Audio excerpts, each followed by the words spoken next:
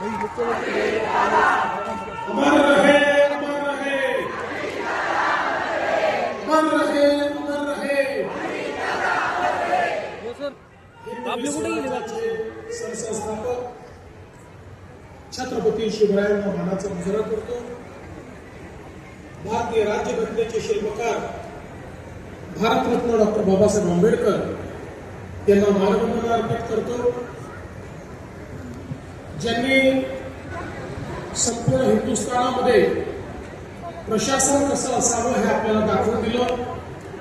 त्या लोकमाता पुण्यश्लोक अहिल्यादेवी होळकर यांना नमन करतो, ज्यांची 200वी जन्मजयंती आपण साजरी करतो। ते महात्मा ज्योतिबा फुले, क्रांतीज्योती सावित्रीबाई फुले यांनाही नमन करतो। लोकशाहीर अण्णाभाऊ साठे आणि तमाम महामानवांना या ठिकाणी वंदन करतो। आणि सगळ्यात महत्वाचं म्हणजे ज्यांच्याकरता आपण या ठिकाणी सगळे उपस्थित झालो आहोत ते माझे मित्र, माझे मोठे भाऊ, बारामती सहित तमाम महाराष्ट्राचे लाडके दादा अजितदादा पवार यांच्या पावन स्मृतीला अभिवादन करत आज ज्यांच्याकरता आपण सगळे एकत्रित झालो, या निवडणुकीतील आपल्या सर्वांच्या उमेदवार आणि राज्याच्या पहिल्या महिला उपमुख्यमंत्री श्रीमती सुमित्राताई पवार, आदरणीय रामदास आठवलेजी, छगन भुजबळजी, सुनील तटकरेजी, प्रफुल्ल पटेलजी, हसन मुश्रीफजी, दिलीपराव वळसे पाटील, उदय सावंतजी, दत्तामामा भरणेजी, धनंजय गुंडेजी, मकरंद पाटीलजी, रामराव वरपुतेजी, बाबासाहेब पाटीलजी, इंद्रनील नाईकजी, संजय बनसोडेजी, राहुल कुलजी, हर्षवर्धन पाटीलजी, सुबोध मोहितेजी, बाळासाहेब गावडेजी, वीर धवल जगदाळेजी, वासुदेवदादा काळे, सचिन सातव, परशुरामजी वाडेकर आणि दादांचा वारसा या ठिकाणी चालवण्याची जबाबदारी असलेले खासदार दादा पवार, जयदादा पवार, मंचावर उपस्थित आमचे सर्व सहकारी आमदार, जिल्हा परिषद, पंचायत समिती चे सर्व पदाधिकारी, लोकप्रतिनिधी आणि उपस्थित सर्व भगिनी आणि बंधूंनो, खरं म्हणजे सर्वात पहिल्यांदा मी विविध पक्षांचे आभार मानेन की या सर्व पक्षांनी हा निर्णय केला की अजितदादांच्या पश्चात ही निवडणूक होते आणि महाराष्ट्राच्या संस्कृतीमध्ये आपण अनेक वेळा हे बघितलेलं आहे की अशा प्रकारचे ज्येष्ठ नेते, मोठे नेते हे आपल्याकडे निघून गेल्यानंतर होणारी पोटनिवडणूक ही साधारणपणे आपण बिनविरोध त्या ठिकाणी करतो। आणि म्हणूनच मी शरद पवार साहेबांचे देखील आभार मानतो। कालही त्यांनी मला फोन केला आणि सांगितलं तुम्ही बारामतीला चालला, आमचं पूर्ण समर्थन हे सुनेत्राताईंना आहे। ज्यावेळी या ठिकाणी वेगवेगळे फॉर्म पडले होते त्यावेळी काँग्रेसच्या प्रदेशाध्यक्षांना धनंजय मुंडेजींनी माझा फोन लावून दिला। त्यांना मी विनंती केली की महाराष्ट्राच्या संस्कृतीला साजेसं आपण या ठिकाणी काम करावं आणि माझ्याशी अनेक लोकांनी विनंती केल्यानंतर काँग्रेस पक्षाने देखील हा निर्णय घेतला की आपण उमेदवार उभा करणार नाही। आणि म्हणून आज या ठिकाणी सर्वांनी ज्या उमेदवाराला समर्थन दिलेलं आहे अशा उमेदवार आमच्या सुनेत्रा वहिनी पवार या ठिकाणी आहेत आणि म्हणून या सर्वांचं मी अतिशय मनापासून आभार मानतो. खरं तर या सभेकरता किंवा बारामतीमध्ये सभा घेण्याकरता माझ्या सहित या मंचावरचं कोणीही आलं नसतं तरी देखील तुम्ही रेकॉर्ड मताने वहिनींना निवडून दिलं. पण आमच्याकरता एक निवडणूक नाहीये. आमच्याकरता दादांच्या स्मृतीचा यज्ञ सुरू आहे आणि या यज्ञामध्ये आपली आहुती जर टाकली नाही तर आम्हाला जन्मभर हे वाटलं असतं की काहीतरी राहून गेलं. कारण आपल्याला कल्पना आहे यज्ञामध्ये जर आहुती टाकली नाही तरी यज्ञ होतो, पण आपल्या मनाला रुजून राहते की आपण ती आहुती टाकू शकलो नाही आणि म्हणून ती आहुती टाकण्याकरता दादांच्या स्मृती जपण्याकरता त्या स्मृतीला उजाळा देण्याकरता त्या स्मृतीला वंदना देण्याकरता खरं म्हणजे या ठिकाणी आम्ही आलो आहोत. आणि माझी बारामतीच्या सगळ्या मतदारांना विनंती आहे.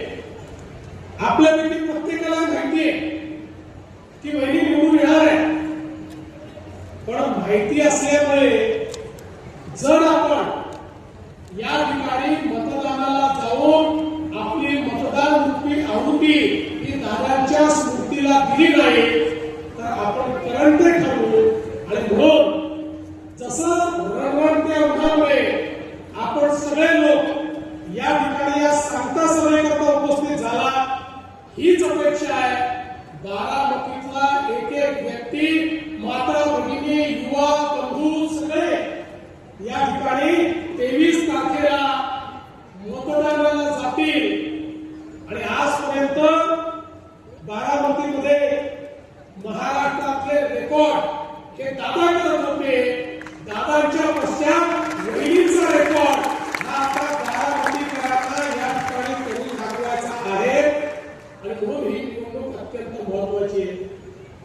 खरं म्हणजे दादांच्या पश्चात अतिशय दुःखात असताना देखील आपलं दुःख बाजूला ठेवून वहिनींनी पक्षाची आणि शासनाची धुरा सांभाळली. हे कठीण काम होतं, पण आपल्या समोर जे आदर्श आहे त्या आदर्शांनी आपल्याला शिकवलं आहे की स्वतःचं दुःख महत्वाचं नसतं तर जनतेचा विश्वास हा अधिक महत्वाचा असतो. जनतेच्या प्रती आपलं कर्तव्य हे अधिक महत्वाचं असतं आणि म्हणून त्या कर्तव्याच्या भावनेनं आपलं सर्व दुःख बाजूला ठेवलं आणि वहिनींनी ही धुरा या ठिकाणी स्वीकारली. अनेक लोकांना असं वाटत होतं की वहिनींनी हे कार्य हातामध्ये घेतलंय. वहिनींचा राजकीय अनुभव हा अलीकडच्या काळातला आहे. त्या खासदार झाल्यापासून सक्रिय राजकीय क्षेत्रात ते आले आहेत, त्यामुळे ही जबाबदारी त्या सांभाळू शकतील की नाही.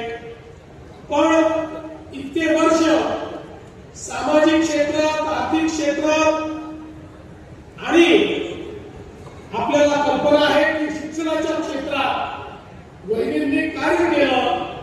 दादांची साथ वहिनींनी दिली, दादांच्या पाठीशी त्या उभ्या राहिल्या.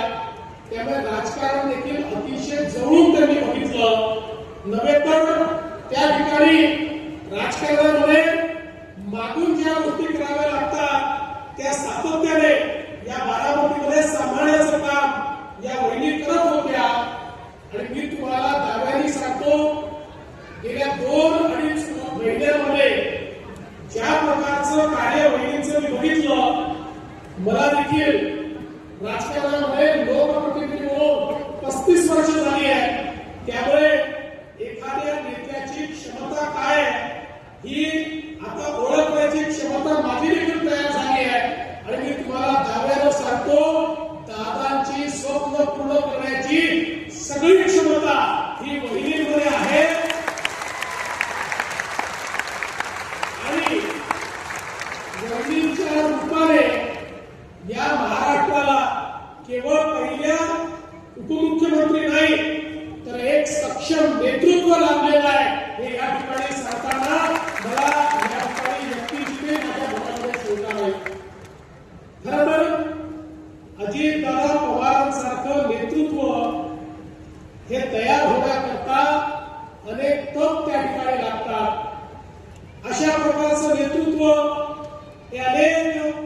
मातीच्या झळी सोसत संघर्ष करत आणि त्या ठिकाणी जनसामान्यांची मन जिंकत तयार होत असतं. महाराष्ट्राच्या कानाकोपऱ्याची माहिती असलेलं नेतृत्व, महाराष्ट्रातल्या सर्व जाती समाजामध्ये धर्मामध्ये एक आपलेपणा निर्माण केलेलं नेतृत्व, महाराष्ट्राच्या विकास यात्रेमध्ये ज्यांनी मोठं योगदान दिलं असं नेतृत्व, महाराष्ट्राला कुठे न्यायचंय याची पूर्ण कल्पना असलेलं आणि त्याबद्दलचं मानचित्र असलेलं नेतृत्व. आणि हे सगळं करत असताना आवश्यक असेल त्यावेळेस कणखर, पण आवश्यकता असेल त्यावेळी अतिशय मऊ अशा प्रकारचा स्वभाव असलेलं हे नेतृत्व. खरं म्हणजे अशा प्रकारचं नेतृत्व एखाद्या राज्यामध्ये तयार होण्याकरता खूप वाट पाहावी लागते. पण हे असं आमचं तयार नेतृत्व ज्यांनी मागच्या काळामध्ये 11 अर्थसंकल्प या महाराष्ट्रामध्ये मांडून त्या अर्थसंकल्पाच्या माध्यमातून महाराष्ट्राला दिशा दिली.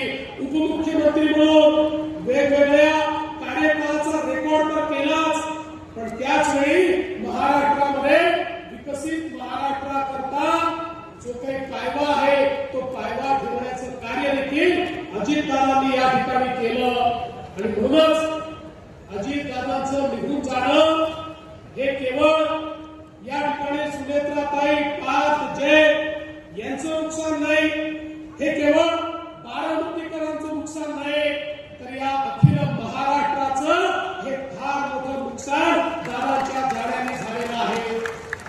बंधू भगिनींनो, मला अतिशय जवळून दादांसोबत काम करण्याची संधी मिळाली. अनेक वर्ष आम्ही एकमेकाच्या विरोधात देखील काम केलं, पण वैयक्तिक जिव्हाळा हा कधी कमी झाला नाही आणि त्यातूनच आम्ही एकत्रित आलो. आणि मला ही अपेक्षा होती की किमान पुढचे 15-20 वर्ष तरी आता एकत्रितपणे दादा असतील, मी असेल, शिंदे साहेब असतील, आम्ही या ठिकाणी काम करू. आणि दादांसोबत काम करण्याचा आनंद हा वेगळा होता, कारण दादा हे रोखोक नेतृत्व होतं. मगाशी आपण बघितलं, याचा अनुभव माझ्या सहित सगळ्यांनी घेतला. दादांनी हो म्हटलं तर काळ्या दगडावरची रेत, आणि दादांनी नाही म्हटलं तर ते परमनंट नाही. अशा पद्धतीनं हे आपल्या सर्वांची व्यवहार करणारे दादा होते. आणि त्याच वेळी जे संकल्प घेतले ते संकल्प पूर्ण करण्याकरता कुठल्याही प्रकारची मेहनत करण्याची तयारी ही दादांमध्ये होती. गुणग्राहकता हा दादांचा स्थायी भाव होता. या गुणग्राहकतेतून दादांनी तयार केलेला एक एक प्रकल्प जर आपण बघितला तर मला असं वाटतं की त्या प्रत्येक प्रकल्पाचा प्रत्येक अणुरेणू त्यातला प्रत्येक कण ही दादांची जी आपली महती आहे, दादांची जी आठवण आहे ती आठवण आपल्याला सांगतो. कारण या प्रत्येक गोष्टीत दादांनी आपला जीव ओतला. सरकारी काम हे सरकारी कामासारखं नाही, तर सरकारी काम हे सर्वोत्तम दिसलं पाहिजे या दृष्टीनं दादांनी नेहमी काम केलं. आणि म्हणूनच आज ज्यावेळी दादांच्या संपूर्ण कार्याकडे आपण मागे वळून पाहतो त्यावेळी या महाराष्ट्राला त्यांनी लावलेली आर्थिक शिस्त ही देखील खऱ्या अर्थानं त्यांनी महाराष्ट्राला दिलेली देणगी आहे, याबद्दल माझ्या मनामध्ये कुठली शंका नाही. आज खरं म्हणजे अनेक नवीन कामं दादांनी सुरू केले होते. दादांचे अनेक स्वप्न होते. बारामती करता होते, महाराष्ट्र करता होते. नीरा कऱ्हा हा नदी जोड प्रकल्प ज्या माध्यमातून बारामतीच्या दुष्काळी भागामध्ये पाणी मिळालं पाहिजे हा प्रयत्न दादा करत होते. मी तुम्हाला आश्वस्त करण्याकरता आलोय, वहिनींच्या नेतृत्वामध्ये हा प्रकल्प पूर्ण करण्याकरता आम्ही सगळे त्यांच्या पाठीशी उभे आहोत. या ठिकाणी जलई सिंचाई बंदिस्त पाईपलाईनचा विषय असेल, करा नदी सुशोभीकरणाचा विषय असेल, बारामती करता बृहत पाणी पुरवठा योजनेचा विषय असेल, शिवसृष्टीचा विषय असेल, बाह्यवळण रस्त्याचा विषय असेल, बारामती नीरा रोडचं चौपदरीकरण असेल, काटस बारामती रोड करता नवीन भूसंपादन असेल, एक नाही 100 कामं ही दादांनी हातामध्ये घेतली होती. बारामतीला त्यांनी देशातलं एक सुंदर शहर तर केलंच, या संपूर्ण मतदारसंघाला दादांनी एक वेगळं अशा प्रकारचं चित्र निर्माण करून दाखवलं. पण त्याच वेळी त्याच्याही पलीकडे काम करण्याची दादाची इच्छा होती. कॅन्सर हॉस्पिटल असेल, या ठिकाणी त्यांच्यामुळे तयार झालेलं मेडिकल कॉलेज असेल, जिल्हा क्रीडा संकुल असेल, बारामती रेल्वे क्रॉसिंगच्या ठिकाणी भुयारी मार्ग असेल, इतके कामं दादांना करायचे होते. पण मला विश्वास आहे आता त्याच तर्फेनं आणि त्याच गुणग्राहकतेनं आदरणीय सुनेत्रा वहिनींच्या नेतृत्वात यातलं एक एक काम पूर्ण होईल आणि निश्चितपणे ज्यावेळी ही कामं पूर्ण होतील त्यावेळी स्वर्गातून दादा देखील या कामांना आशीर्वाद देतील, याबद्दल माझ्या मनामध्ये शंका नाही. आणि म्हणून बंधू भगिनींनो, मी फार जास्त या ठिकाणी बोलणार नाही, पण आपल्या सर्वांना एवढीच विनंती करतो, दादांबद्दल आपल्या प्रत्येकाच्या मनामध्ये